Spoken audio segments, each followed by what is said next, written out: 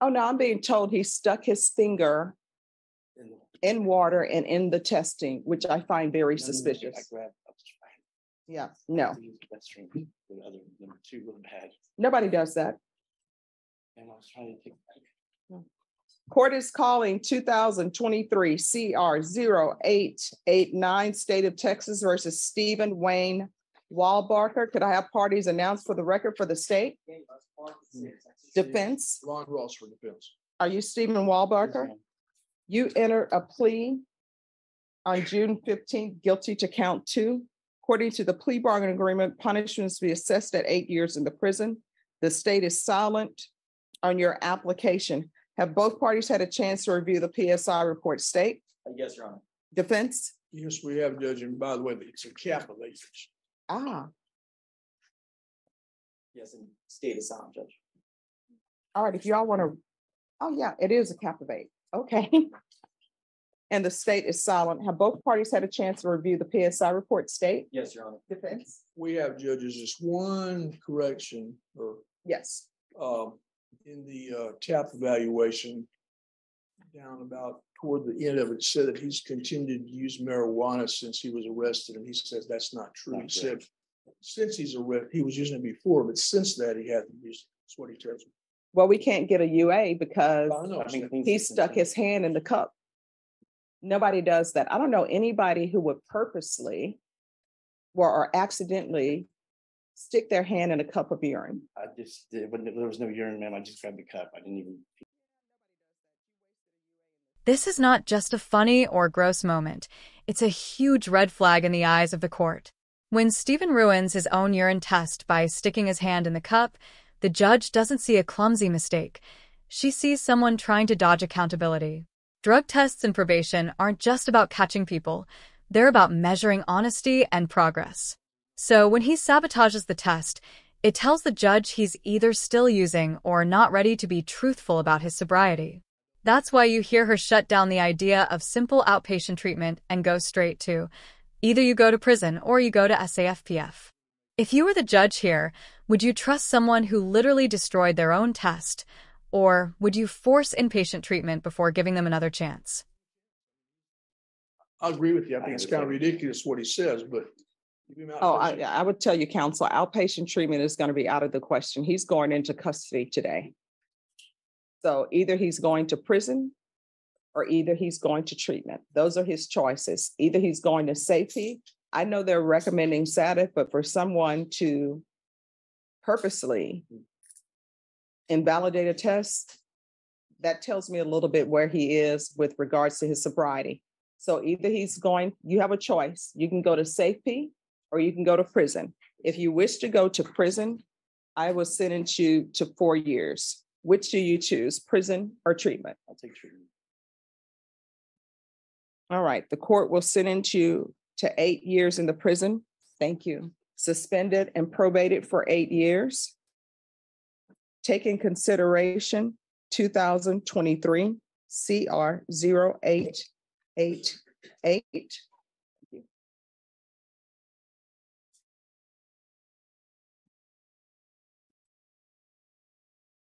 Got to sentence you to Safe P, followed by aftercare. There's to be proof of employment within 45 days of release. There's to be no employment as a home health care provider or with minors. There's to be the UA hotline upon release.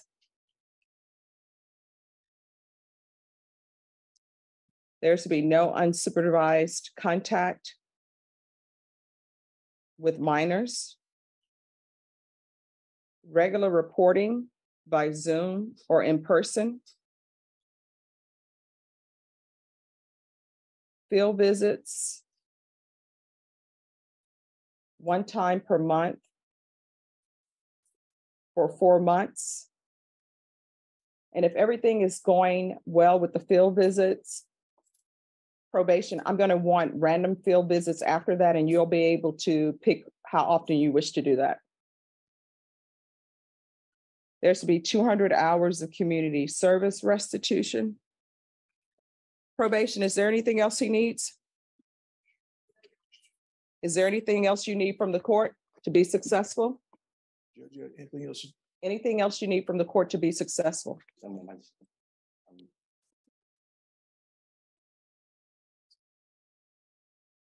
All right, I'm going to show you what's entitled Trial Court Certification of Defendant's Rights to Appeal. Did you review that document with your attorney? Did you understand it? And did you sign it? Yeah, yes, ma'am. Oh, yes. All right. You do have a right to appeal since there were issues raised through pretrial motions. But however, this is a felony conviction. You're not allowed to own or possess any weapons or ammunition, any body armor or anything of that nature. Do you understand? If you have a question over what a weapon or ammunition is or body armor, you'll need to speak to an attorney. Do you understand? We can go off the record. Mr. Wahlberger, here's the thing. When I ask for people to do UAs, sometimes I know that people are going to come in and they're going to be positive. I can see the signs when people are going to be positive.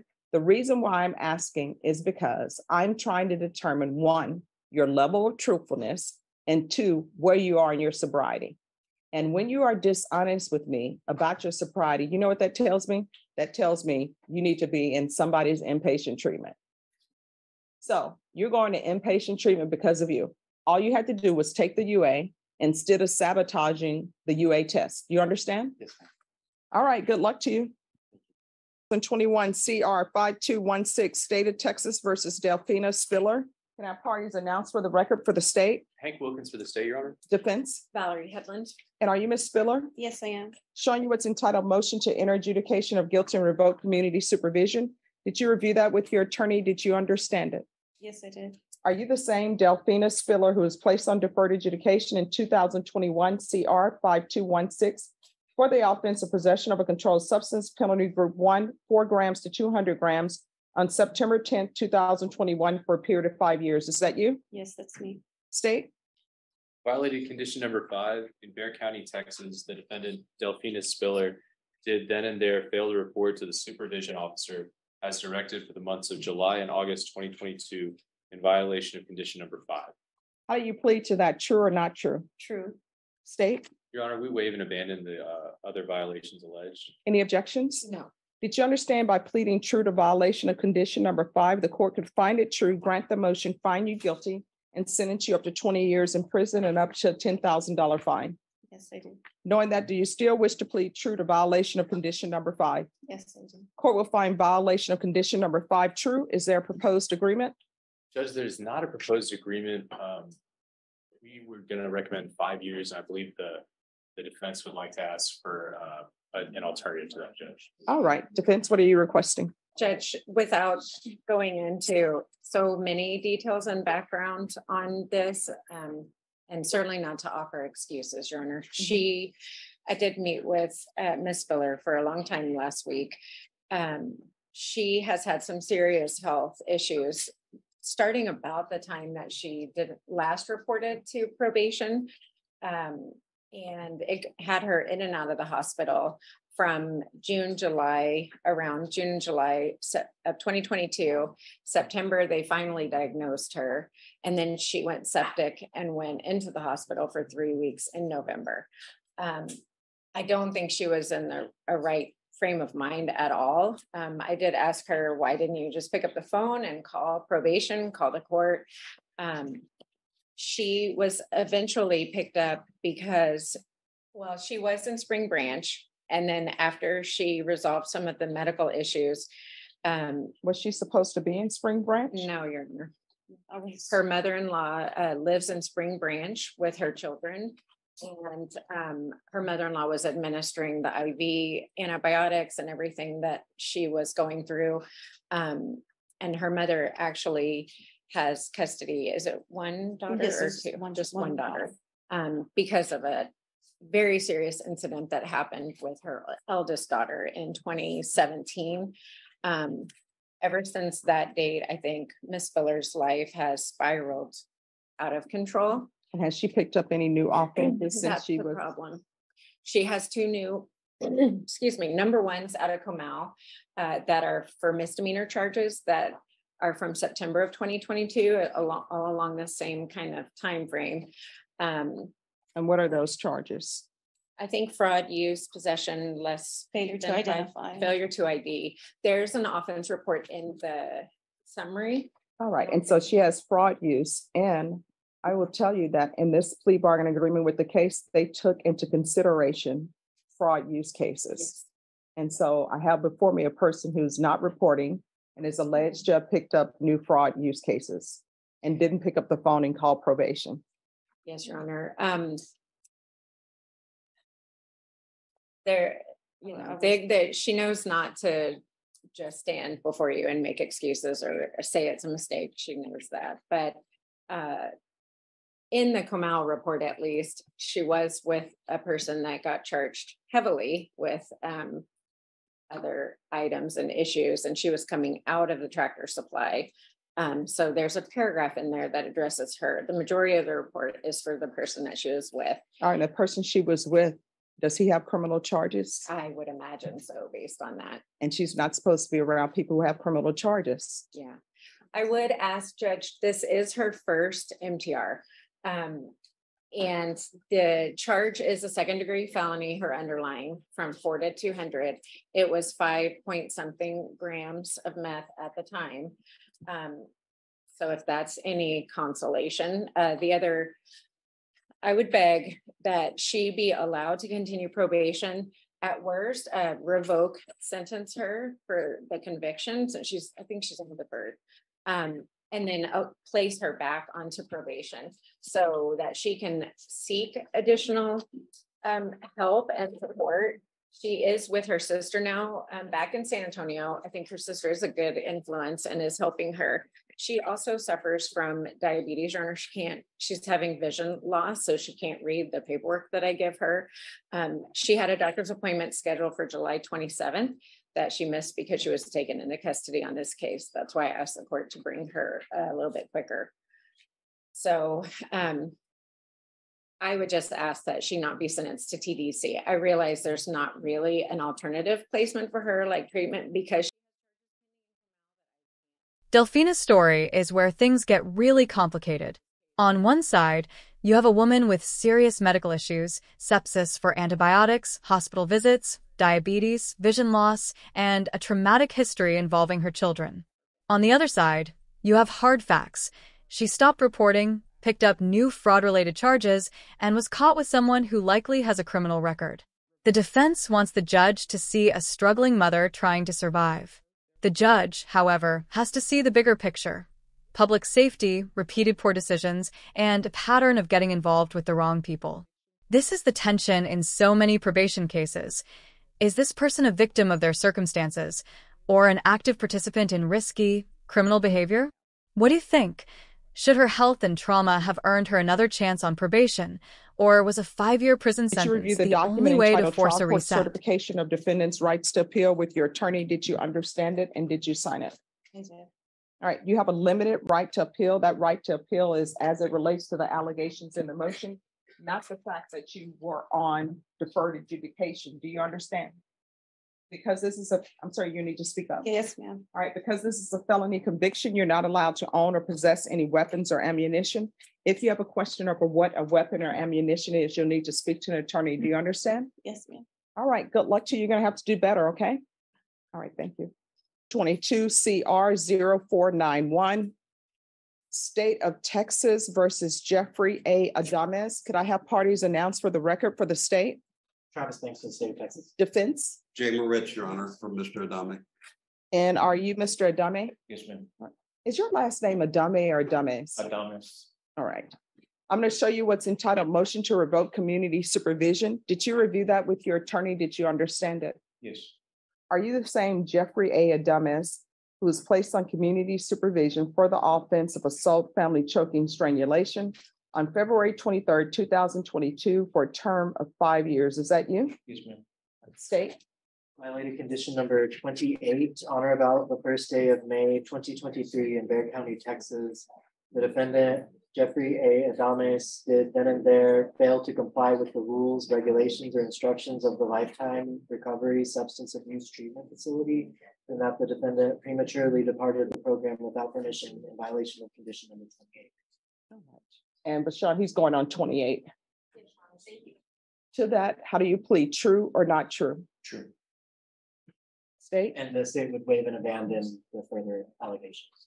All right. Did you understand by pleading true to violation of 28, the court could find it true, grant the motion, and sentence you up to 5 years in the prison and up to a $1,500 fine? Did you understand? Yes, ma'am. Knowing that, do you still wish to plead true to violation of 28? Yes, ma'am. Counsel, any objections to the waivers of the other allegations in the motion? No, Judge. All right. Is there a recommendation? Yes, ma'am. The recommendation and the agreement of the parties, should Your Honor choose to accept it, is to deny the motion and alter and amend the defendant's conditions for SATIF with aftercare, and have the defendant complete that drug treatment. All right, is that the Yes, recommendation? my understanding is that it was held in abeyance if he didn't comply, and that he is agreeable to it and wants that treatment, Judge. All right, probation? Yes, Your Honor. The recommendation would be for static with the aftercare, and if he does not want to do that, I recommend revocation.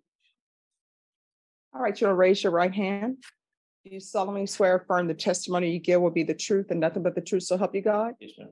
You can lower your hand if you'll state your name for the record. Jeffrey Allen Adamas. All right, why did you leave Lifetime Recovery? My father was diagnosed with brain cancer. I had to help because I get disability retirement. So he was going to lose his house. So I decided to, my two brothers weren't working.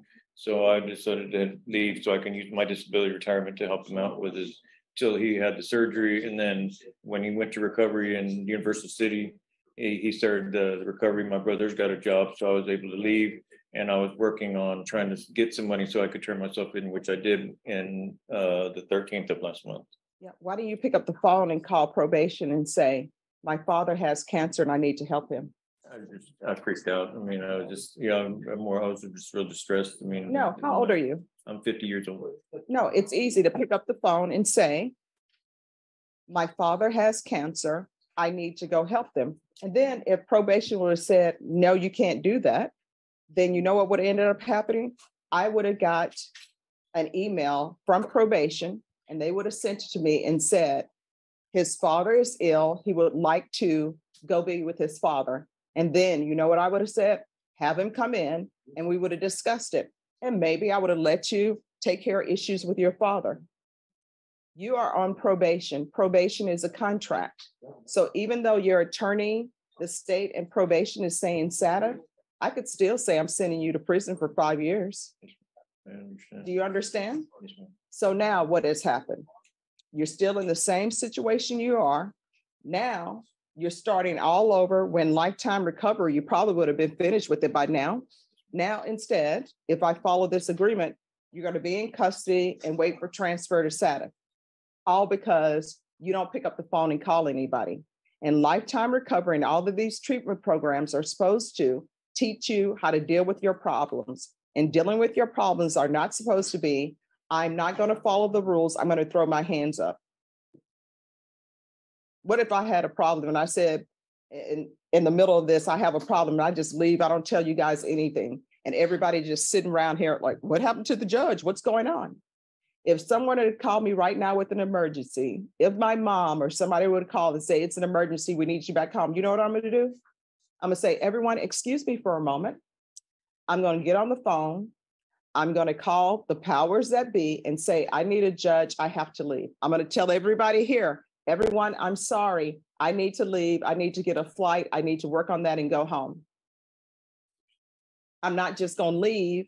And then everybody's like, what do we do now?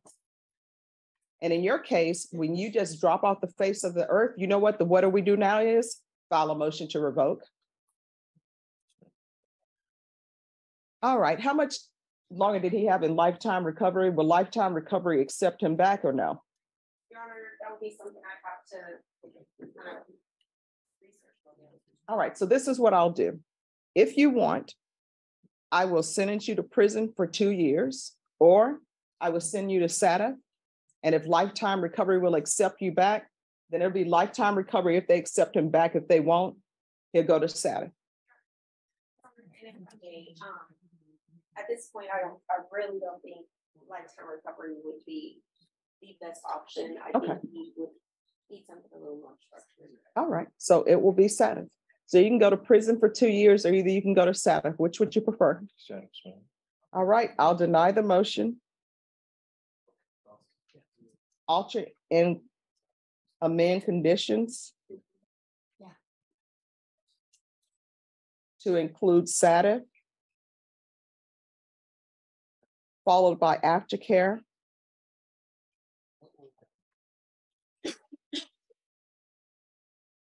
And I'm going to want the UA hotline upon release.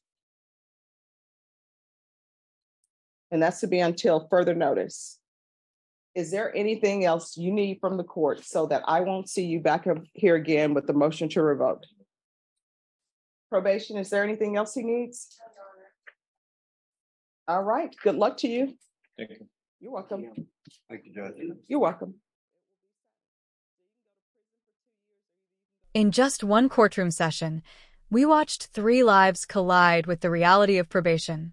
Stephen tried to play games with a drug test and ended up in a strict treatment program instead of walking free. Delfina's untreated trauma, health crises, and bad associations caught up with her, and the judge answered with prison time, softened only by a recommendation for therapeutic treatment.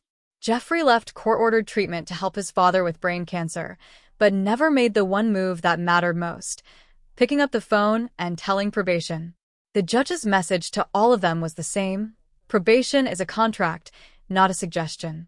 If you disappear, sabotage tests, or keep choosing chaos, the system will eventually choose prison.